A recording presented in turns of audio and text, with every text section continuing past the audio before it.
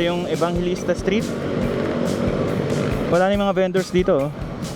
Dati, ay ito may mga vendors pa rin naman. Ito, oh, kumpol ng basura dito. Dito siya nakatambak. So dyan banda yung Quinta Market. Parang matagal ng problema talaga to itong Spanya. Pag umuulan, lumulubog pa rin. Alright, magandang gabi sa inyong lahat. Ito yung continuation ng update natin dito sa Manila, Recto Avenue, as of June 27, 2025, alas 8 ng gabi. Nandito tayo malapit sa Isitan Recto. And mag-update lang tayo sa sitwasyon dito sa may bandang Recto Avenue. Ito yung Recto Station ng LRT1. Okay, diretso tayo. Ito yung Evangelista Street.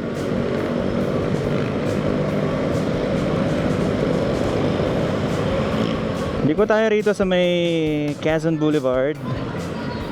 Ito, makikita natin. Parang kumonti yung mga vendors dito. Ayan yung ano, Isitan Recto. Nawala na yung mga vendors dito, oh. Dati, ay ito may mga vendors pa rin naman. Pero yung banda rito, nawala na. Puro mga motor na yung nakaparada dyan. So samahan nyo lang ako, diretso lang tayo. Madadaanan natin itong Quiapo Church. And tingnan natin kung ano yung sitwasyon pag ganitong oras sa gabi. Madalas kasi pag nagbablog tayo umaga or tanghali, ito, kumpol ng basura dito. Dito siya nakatambak.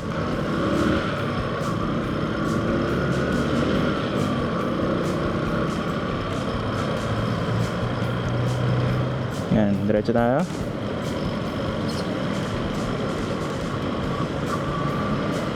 Diretso tayo sa may Quezon Boulevard.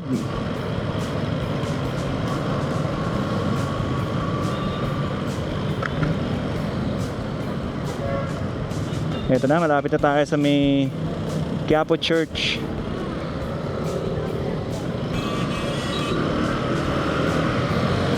Ito yung Quiapo.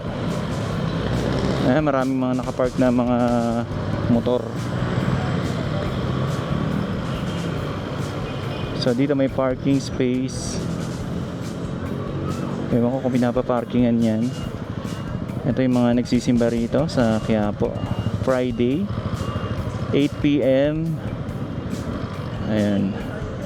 Bali, 2 lane na lang pala yung matitira pag ganun. Pero so far hindi naman traffic dito.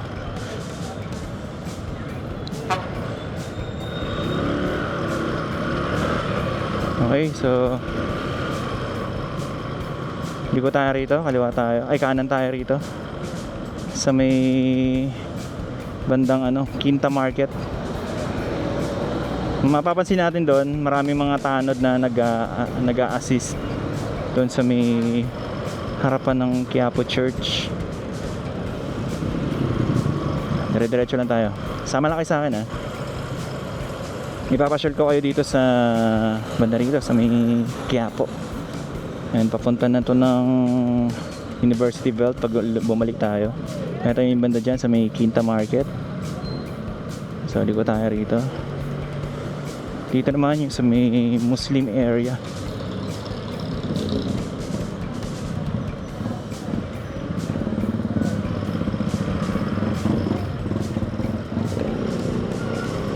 So ito ang sitwasyon dito sa Manila, sa may bandang Quiapo pagka gabi.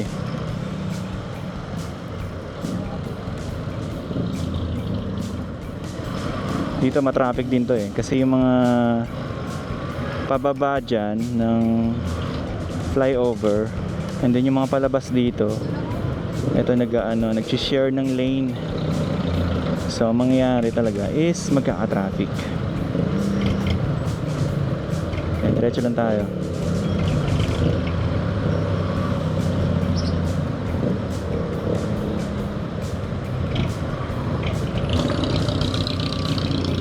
Okay.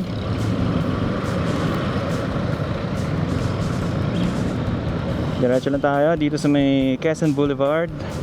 Palabas na tayo ng ano, mamaya. Palabas tayo ng Recto.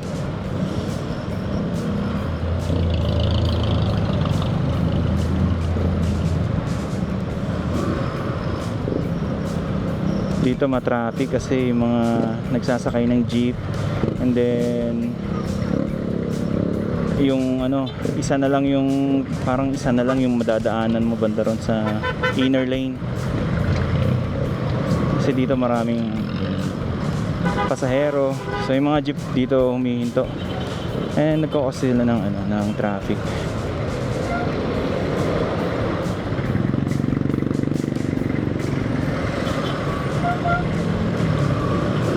Okay, diretso lang tayo.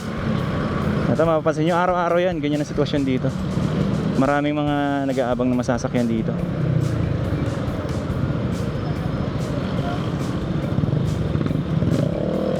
Ayan, oh. Minsan nagsasabay kasi yung bus and yung jeep. So ayan, nakahinto yung bus, nagsasakay siya ng pasahero. Kaya nagkakos talaga ng traffic dito. Kumbaga itong nasa left inner lane na lang yung gumagana, yung nadadaanan. Dito bus, jeep, nakahinto sila dyan. Dito maluwag na, di ba? Once na nakalampas ka na ron, maluwag na rito. Okay, dire-diretso tayo and bababa tayo dyan sa may underpass. Liligo tayo papunta rito sa may Espanya Boulevard.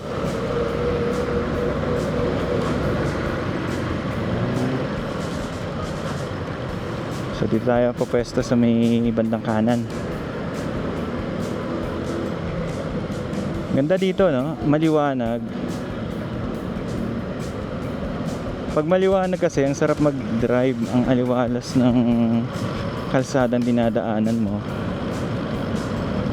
Ito dati walang pintura to eh, pero napinturahan na nung panahon yan, Mayor's Co. Alam ko ano to eh, parang sponsored ata ito ng Boysen. Itong pintura dito ng underpass. So kakanan tayo rito, dadaan tayo ng Espanya Boulevard. Dito ang luwag din, ano? Ang aliwalas.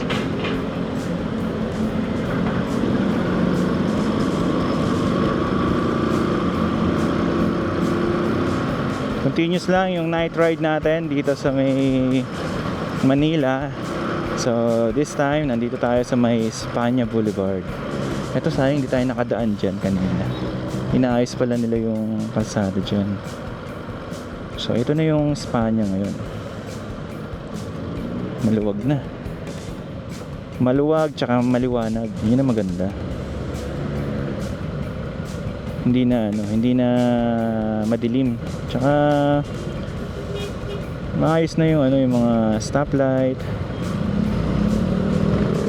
Ang problema lang dito pag maulan, madali siyang parang matagal ng problema talaga itong Espanya. Pag umuulan, lumulubog pa rin. Lumulubog siya sa baha. Hindi ko alam kung bakit hindi pa rin nasusolusyonan to.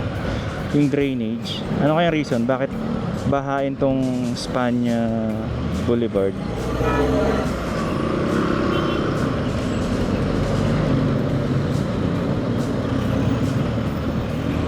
Meron pang ito yung mga butas dyan sa kalsada para mabilis dumalo yung tubig, kaso ganun pa rin, naiipon pa rin yung tubig.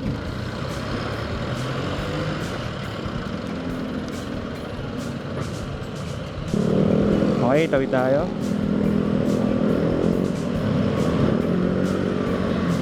Padire-diretso na tayo sa may Welcome Rotonda.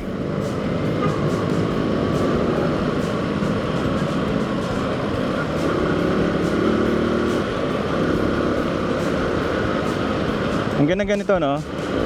May stud lights. Hindi ko alam kung tama ba yung tawag ko dyan. Stud lights ba yan? Yung mga umiilaw sa highway. Ito naman yung sa may bandang harapan ng UST. Ito sa kaliwa. Ito yung campus ng UST.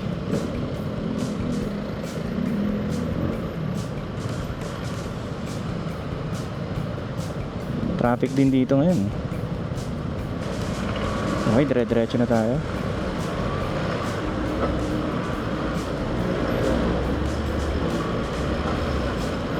Patawid tayo ng Lacson Avenue.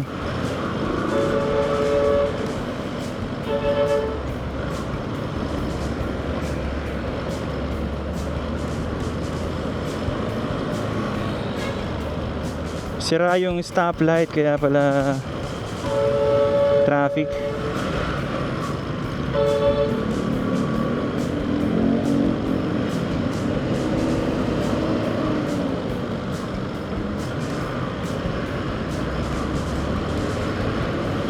Dito naman sa may kanto dyan, yan yung paliko sa paakyat ng NLEX SLEX connector. Yan dito.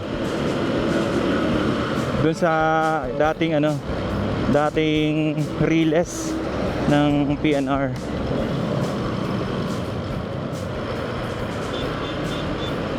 Nandito pala tayo sa may kanto ng Vicente Cruz.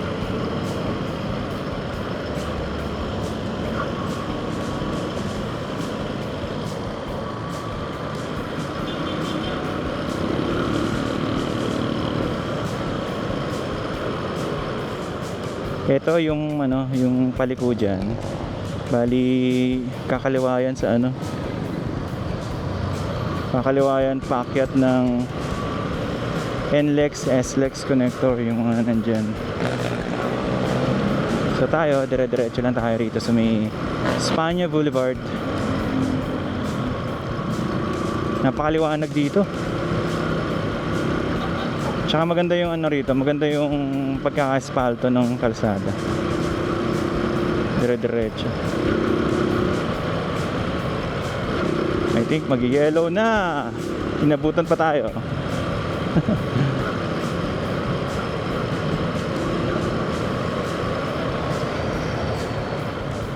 Okay. I think mag-yellow na yan. So dapat minto na tayo.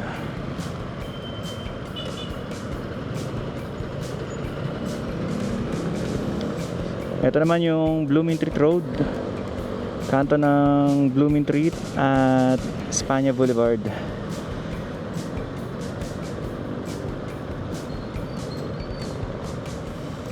Papunta na tayo sa may Welcome Rotonda. So banda ron, alam ko na yun eh. Bali yun na yung boundary ng Manila at saka Quezon City.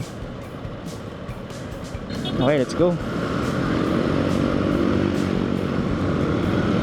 Papunta na tayo dito sa may Welcome Rotonda.